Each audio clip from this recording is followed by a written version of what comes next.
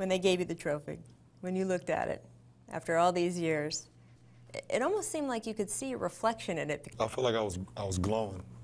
You know, I feel like the reflection of the gold ball had just, just glowing all over my body. It was like I've dreamed about this moment. I was like, oh my God, I don't want to be nowhere else right now. I felt like I was in that arena by myself. You know, at that point when I grabbed the trophy, I felt like everything else around me was just empty. You know, it's a great moment. So is there anything that you imagined, well, when I win, I'm going to, or it's finally going to, what that you do when you won? You know, because I grew up loving Michael Jordan. You know, when he finally won that first one against the Lakers, you know, he was emotional. He was very emotional. I was like, wow, if I ever win a ring and I finally won that first one, that's exactly how I'm going to be. I'm going to be very emotional. Didn't quite turn out that way. I got too excited. Stop me if you've heard this one before. You give LeBron James $1. He only gives you 3/4 back and change. I've heard them all. Not true anymore, right? Nah, I don't think that's true anymore. Nah, you got to give me all 4 quarters at this point. Have you become braver, more fearless, any of that? Yeah, I think so. You know, and I think it just comes from experience. You know, when you fall and you fail so many times, you just say, you know, you kind of just look yourself in the mirror and say, well, you know, what are you going to do about it? You know, you have all these other people around you, and yes, it's a team game, and yes, everything, you know, has to fall in place with the team, but what are you going to do to help things become different? You know, and, you know, I did that a lot. When did you start to feel cramps? Around the second quarter, I felt that it was a possible chance it could happen. You know, in the third quarter, it kind of happened again. I was like, if you could just make it, if you could just make it to the end of the game, and then when you get into the locker room, cramp up, I would be okay with that. And one move in the fourth quarter, and I knew it wasn't good.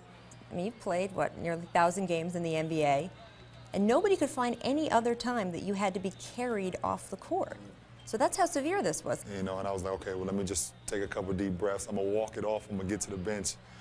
And my legs basically looked up at me and was like, there's no way we're letting you get over there. So, you know, they had to carry me over there. I was like, no, this is not happening right now. You know, not right now in a game that could turn a series. When you did come back in, that 3-pointer you took, clock ticking down. Once he swung the ball to me, I wasn't giving it to anybody.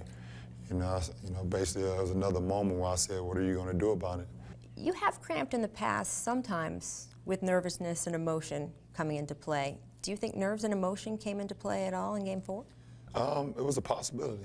You know, I don't change my preparation, so it could have been a little bit of excitement, you know, the moment, you know, being in that moment again.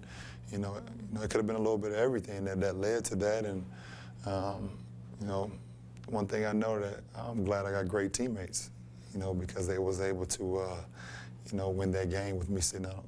How has your ability to deal with pressure and nerves changed? Well, it's not that it's changed so much, it's just that I've grown. Win, lose, or draw, I'm going to be satisfied with that because I'm not going to regret anything that I did out on that basketball court because I know I gave it, you know, 100%.